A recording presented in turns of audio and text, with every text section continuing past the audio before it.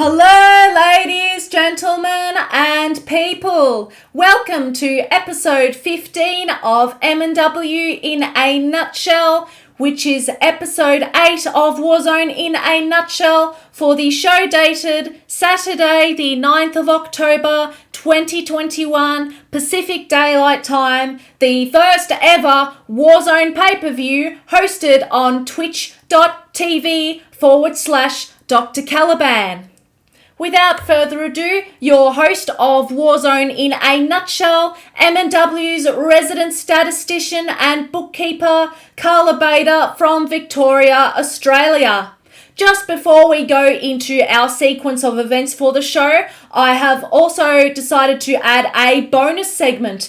If you manage to hang out until the end, you will get to see the very special creation process behind Warzone in a Nutshell and Flashbang in a Nutshell. So, make sure you hang out until the very end if you can. But for now, we are going to do the main recap of Warzone's Saturday 9th of October show for the first Apocalypse pay-per-view hosted by General Manager Jerry Aldini.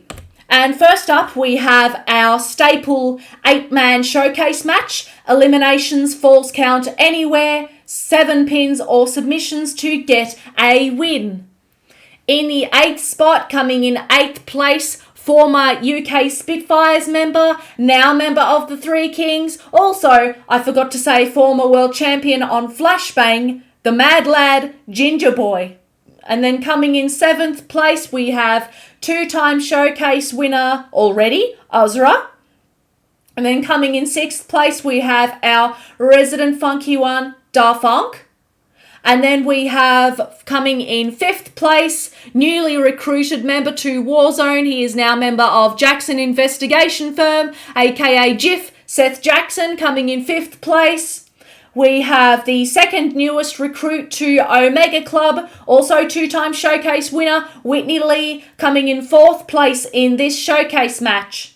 And then we have the mysterious storyteller, whom I still know absolutely nothing about, coming in 3rd place. And wherever the storyteller goes these days, the janitor seems to follow. What trash do you find in the storyteller?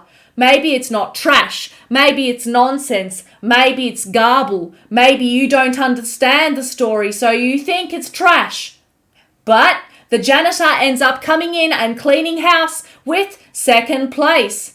But above that is leader of the Omega Club and Omega Pub, Callie, coming in 1st place with a pinfall to score her 3rd Warzone showcase win.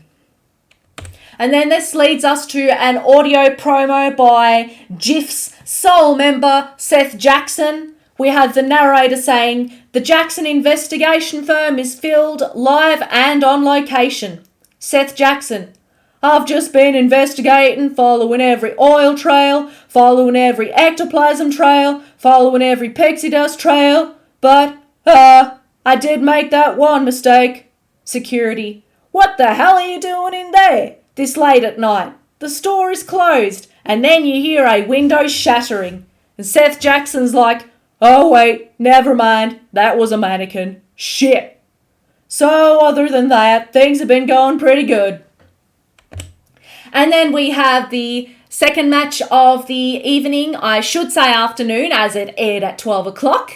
But MNW is always saying nighttime, so that's why.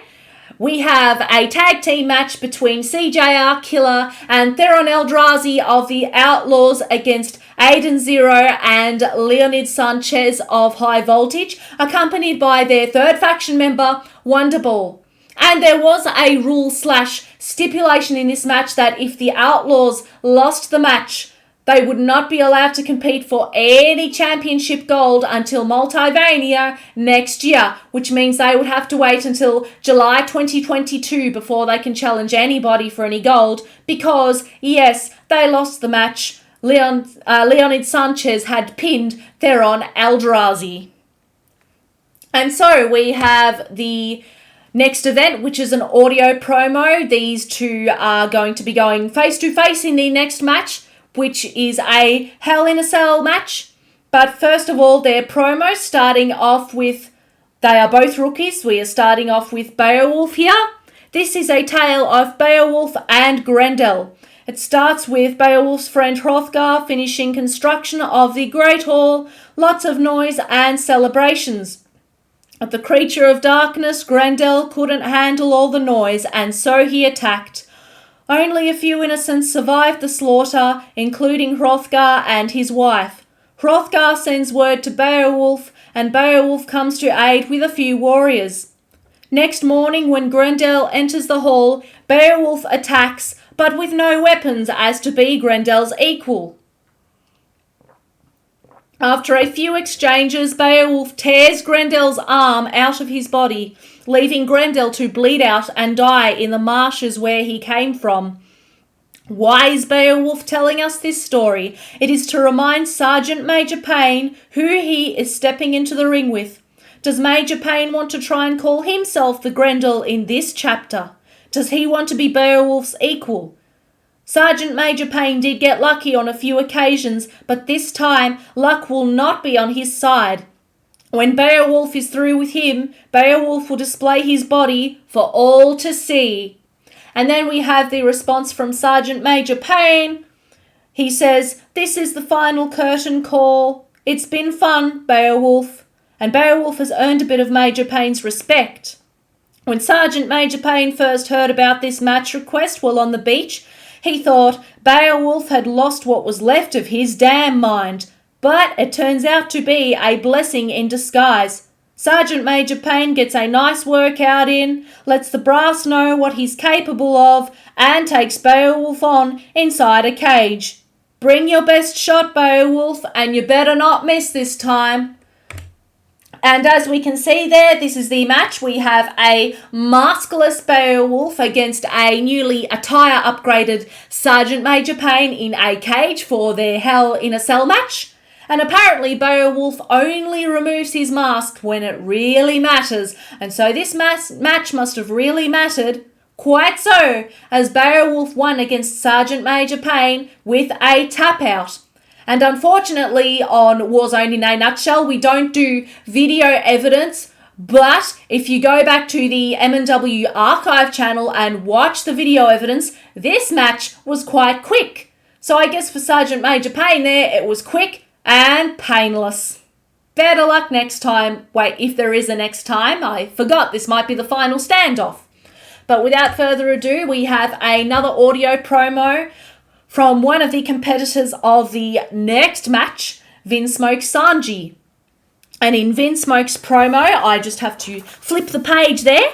Vinsmoke's promo, he says, "Look at what we've got here, ladies and gents. Burnout Vaughn thinks he can help Vinsmoke Sanji with his problems. There's one thing wrong with that. He doesn't have any problems. He's not cursed. The hat is dead, and there's no more connection on that front. Everyone is just scared and jealous of what Vinsmoke does when not inhibited by others. He was on top of the mountain, and he will be again soon. The champion who watches people crawl and scratch to get to him, they'll get a smoking gun back down to the bottom. Vinsmoke has to hurt Burnout Vaughn in ways he hasn't done since the days of Ozeki, and we all know what happened to Ozeki. Well, unfortunately, I don't, because I wasn't working during that time, but whatever you say, apparently most of MNW does know what happened to Ozeki. Vinsmoke says his guns are locked and loaded and ready to fire. Better not miss come apocalypse. Have a nice day." And the reason Vinsmoke Sanji said he was on top of the mountain is because he has been a world heavyweight champion. And I guess maybe one day he could be again. So without further ado, we go on to that match. They both members used to be in the faction of Omega Club back when Vinsmoke Sanji was the leader. And, Burnout and Vinsmoke are good friends, but things aren't going quite right. Vinsmoke needs help. Vinsmoke thinks he doesn't need help. So the stipulation of this match is that if Burnout Vaughn won the match, which he has here, Vinsmoke Sanji has to see the specialist doctor that Burnout Vaughn has been seeing. So Vinsmoke, sorry dude, but looks like you're going to get that help that you don't think you need. So I guess we'll see where that goes in subsequent weeks. But next up, an audio promo from Max T Thighs, who isn't on the card this evening, but whether Max T Thighs is on the card or not, he's always making a statement. He's always getting his head in places and saying, hey guys, listen to me, the superhero or the supervillain, I have no idea, but this is what Max T Thighs has to say for this evening. Max has an interview with Ryan Balavers. I thought Ryan was exclusively interviewing Wilson. Okay, let's see here. Maximilian Thunder Thighs says, thanks to the generous donations from VIP, Max can now experience the full beauty that is VIP. Is there any advice for Ozzy and Daverman in their match? Yes, it is for Daverman to tap out quickly. Any thoughts on work rate Wilson and Juan Chance? Max says Wilson's toupee is a size 2, easy to remove, and yes, Max, stick to the code, please. No awkward stuff like that. Makes my job really hard when I'm trying to be PG. Yuck. So when Max finally does go back to the code, he says, praise be to Wilson, and remove that blight of a jobber's mask and send him packing. He can go from jobber to jobless. And then we have our first title defense match of the evening. It is for the Warpgate Hardcore Championship match, in which the current title holder is Daggerick. And only about 1 or 2 weeks of having that title, he's already facing the All-Father of the Nexus, Arkov. Like, what's going on here? Why so soon? But I guess I forgot that Daggerick wanted to face him. It's not like Arkov just imposed himself. But then the reason Arkov is so scary is because he's been responsible for all the stuff going on with the Inquisition arc back when we had the Vacants and the Clowns and Lord Tomasian Graves, who is no longer with us, just a name in the history books. And also, Daggerick was, I guess, put in prison because of Arkov's, not antics, but doings. But I guess Daggerick is safe this week as he manages to keep the title with a pinfall win. And I guess he will have to defend it in subsequent weeks amongst another comer. So with that, we now have another singles match, but it is not for a title. It is just a simple singles match. Kane, the man with 8,602 moves against, I guess, newly returned to Warzone, Traitoro, Earl King Wes. And there's a reason I say Traitoro there, because look who's accompanying Earl King Wes to the ring. They're Kane's faction members, Louis McDonald and Tri. What are they doing in Earl King Wes's corner? Why? And what does Kane think of all of this? Well, I guess it didn't get to Kane too badly. Or maybe Kane was pissed and he wanted to show, oh, you're on the wrong side here, because he won that match against Earl King Wes with a pinfall, and so Kane lives to fight another day. But this is not the end with Earl King Wes's faking shenanigans. We seem to have a backstage encounter here at what we call the practice ring. And again, sorry, I know there's no video evidence, you just gotta believe me or check out the archive channel VODs, but yes, there is a ring with Fey magic inducement. So, yes, Earl King Wes has ambushed Exar-kun in the practice ring. There is Fey magic, although Fey physics does not work on the rubbish bin. And Earl King Wes and Exar-kun keep exchanging blows until security can find their way amongst the very long labyrinth of corridors and audience members and whatever other obstacles are in the way to get to that strange Fey ring in the middle of God knows where. But moving on from that, we have our second title defense match of the evening. It is a singles match. We have Raphael Sampson of the O-Lords. The O-Lords have never held legitimate Warzone gold before, with the exception of Sasquatch's Battleground title, but when it comes to the 5 or 6 championships of Warzone, they have never held one before.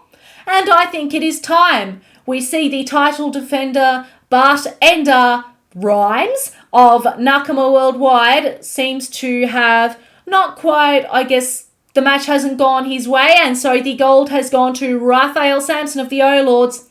The judge of the Multiverse has made his decision, and we will see who he judges next with the help of that championship belt, the Big Oof Championship.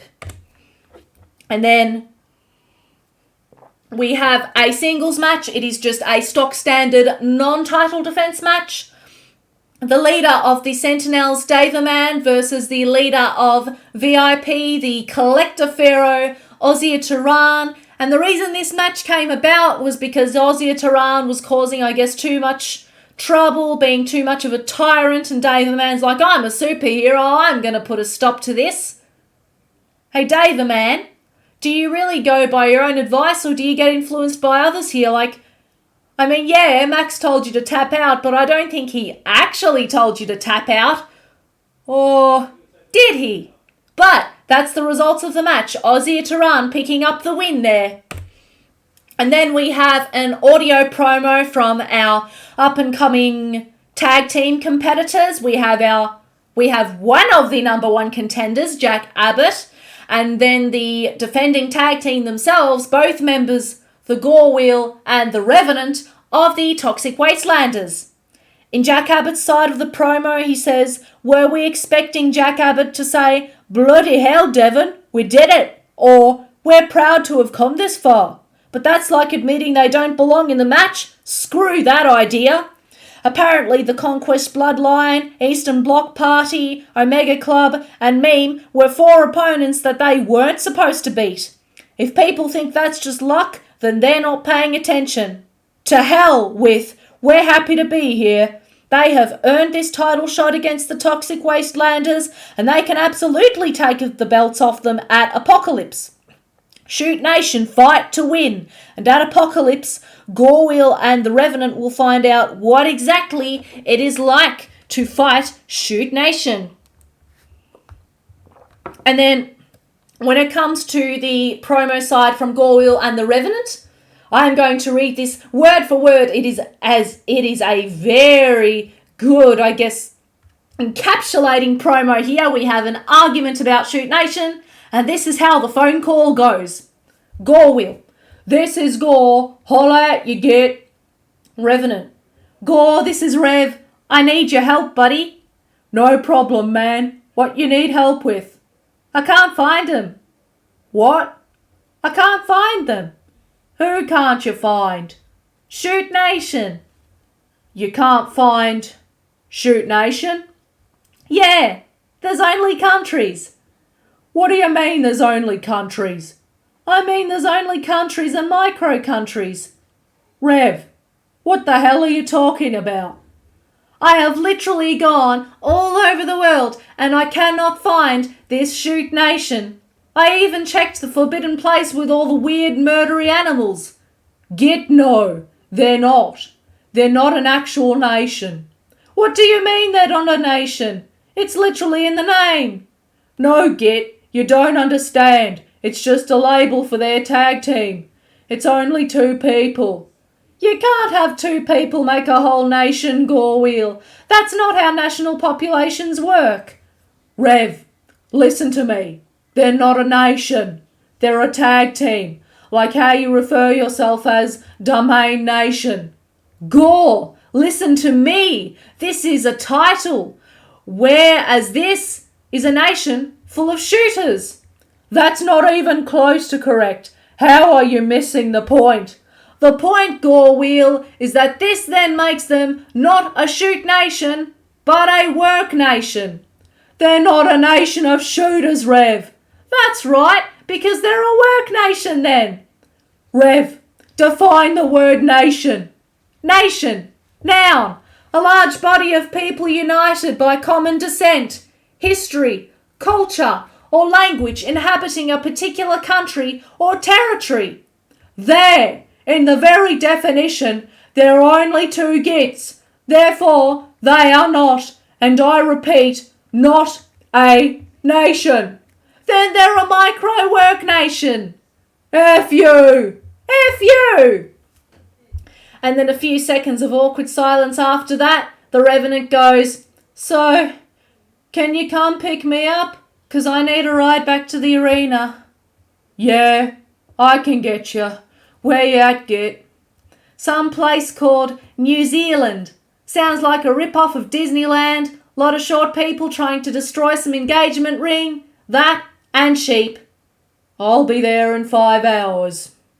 And then the phone call ends with both parties hanging up.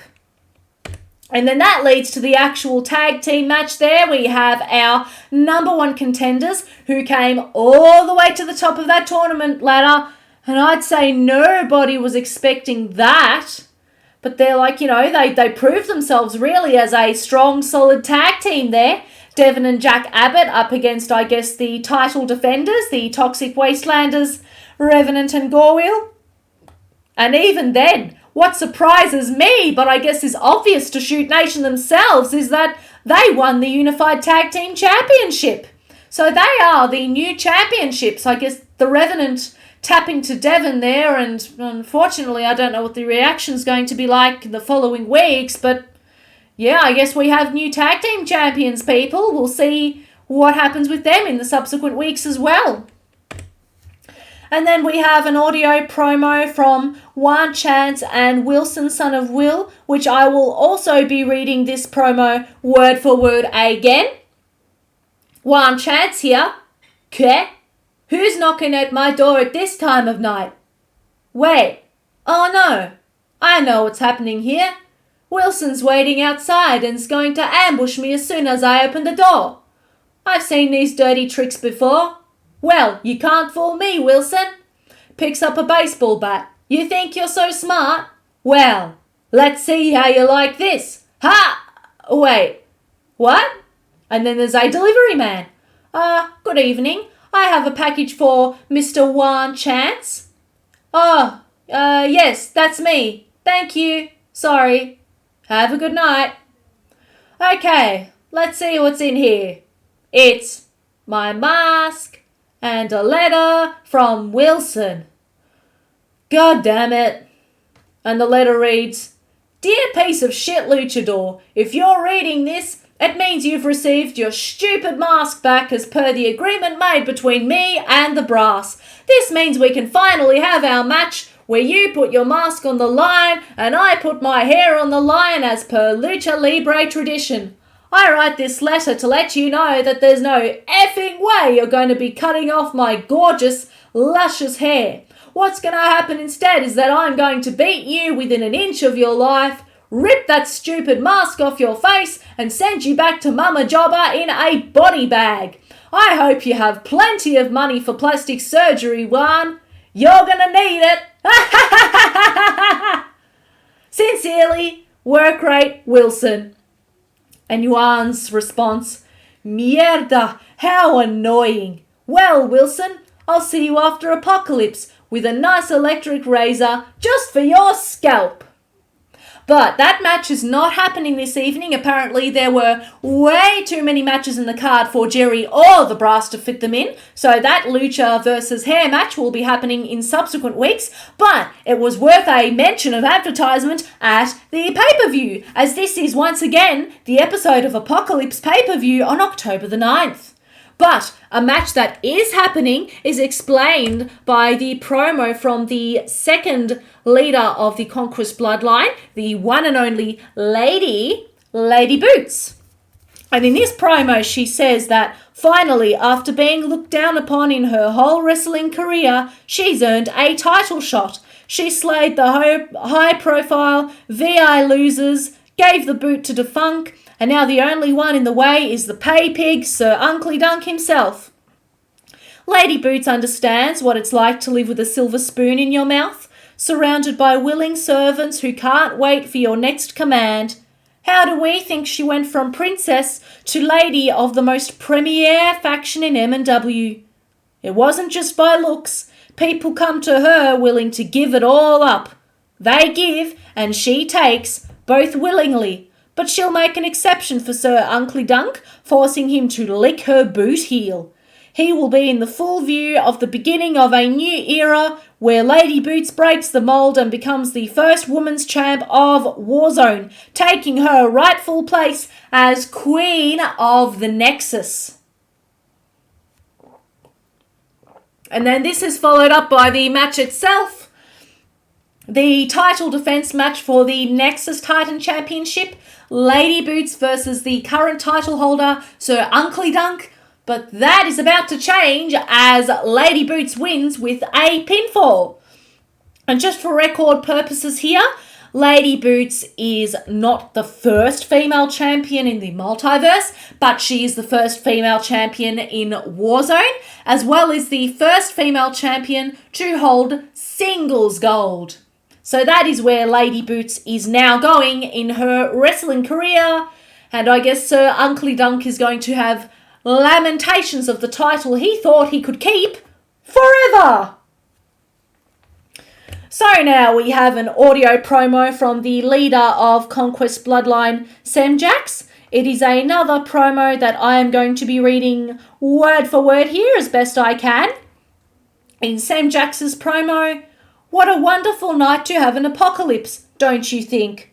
My ally, Lady Boots, is getting a title shot worthy of her namesake.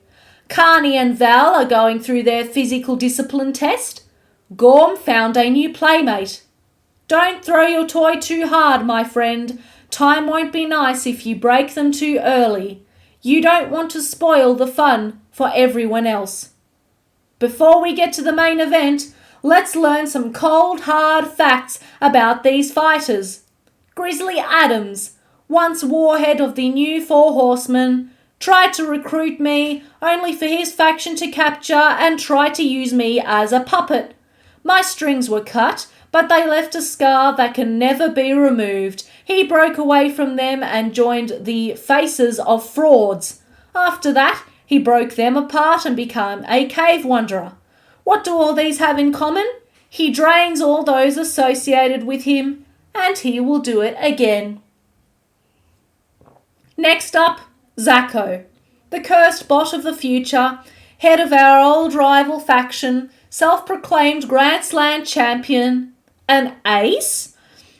He stopped the Inquisition, spoke the truth about his father, and was mocked until it was too late.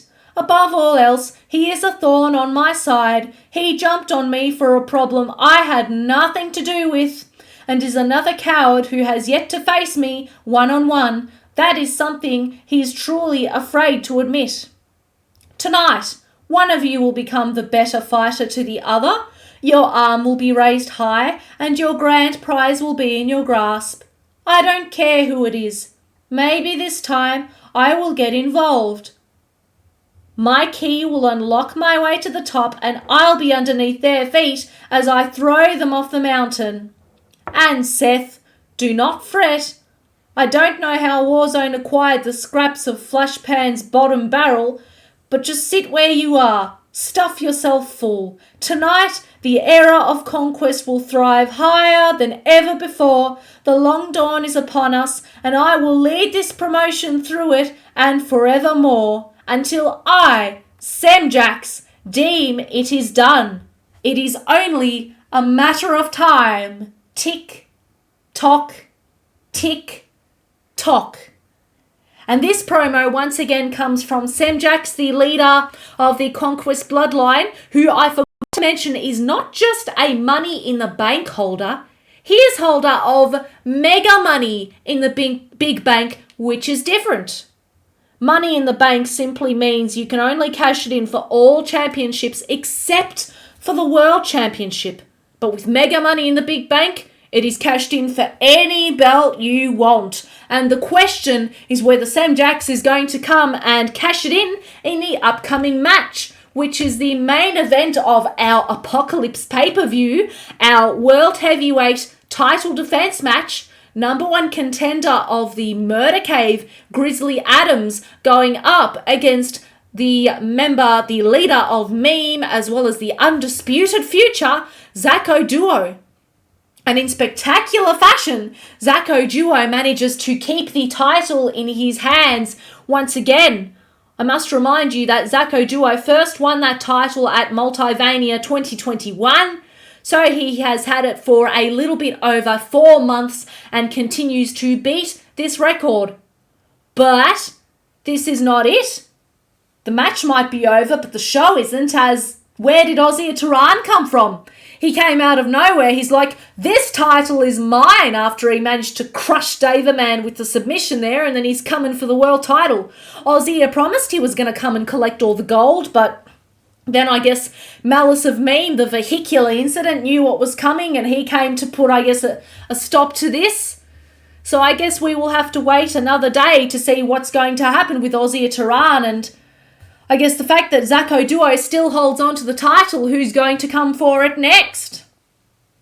But this brings us to the end of the events of Warzone's Apocalypse. We will now go on to some statistical summaries of the show here. The show length for the Apocalypse pay-per-view on Saturday the 9th of October 2021 Pacific Daylight Time has been 3 hours, 52 minutes and 15 seconds.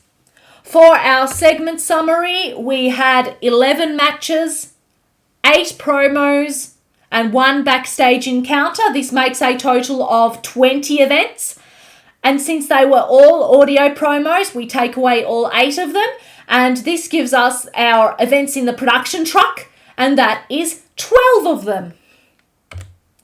Thank you for making it to Warzone in a nutshell, our pay-per-view recap edition, our special edition for Saturday the 9th of October 2021 Pacific Daylight Time. If you wish to catch the Warzone show live, you can do so every Saturday at 1 o'clock p.m. Pacific Daylight Time on twitch.tv/Dr. Caliban.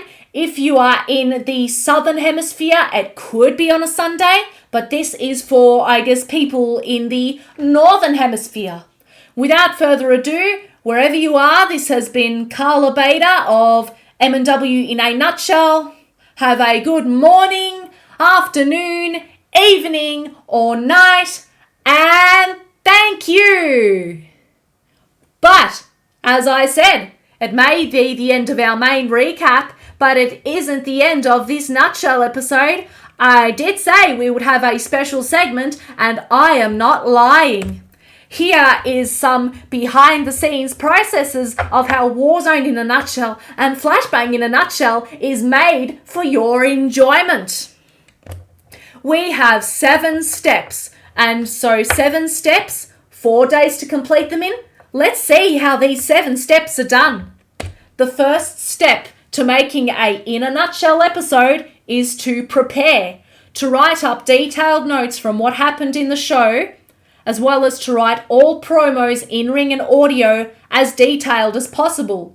These handwritten notes turn into a tabloid style paper.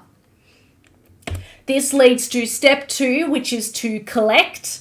And in this step, we collect graphic assets from the archive VODs or the YouTube archives, a pause and a screenshot for each match and each in-ring promo speaker. And I forgot to say, in the bottom right corner is how long it approximately takes me to compile things for each step. So step 1, which was to prepare the notes, that was approximately 2 to 3 hours. This is 15 to 20 minutes here. And then we have step 3, which is to construct, which is where I draw, or I guess write up the slides on my drawing tablet on Critter 64. Depending on the show, it could be 20 to 30 slides that I have to make. And the next step is to transfer, which means copying and pasting the drawn up slides into PowerPoint. Step 5 is to narrate, which is what I am doing at the moment. I launch OBS Studio and I speak over the slides, and this is what gives the main character to the recaps. Then step 6 is to upload the recap video to YouTube, ensuring details like the titles and descriptions or everything else are accurate. So that's basically me doing my proofs and checks and housekeeping and all legitimacies for your recap episode. And then the final step, which is to share and promote, sharing the link to relevant community spaces. So, and I guess for generally how long it takes, without any breaks or interruptions, once again, 2 days for a Warzone episode, and then 2 days for a Flashbang episode, which makes an approximate production timeline of 4 days a week. So that has been your little crash course on how Warzone in a nutshell and Flashbang in a nutshell is made each week. I will say that I have been doing these episodes temporarily while Firing Line has, I guess, been on hiatus and off the air. But I have been hearing rumours. Now, don't catch me out on this. It's just a rumour. But Firing Line could be coming back very soon. 28th of October, maybe the start of November. We've got a new talk show host circling the works in the MNW community there. But we will find out more when it is posted, and we will keep you up to date. Once again, thank you for catching the In a Nutshell series, and that is it from Carla Bader of MNW.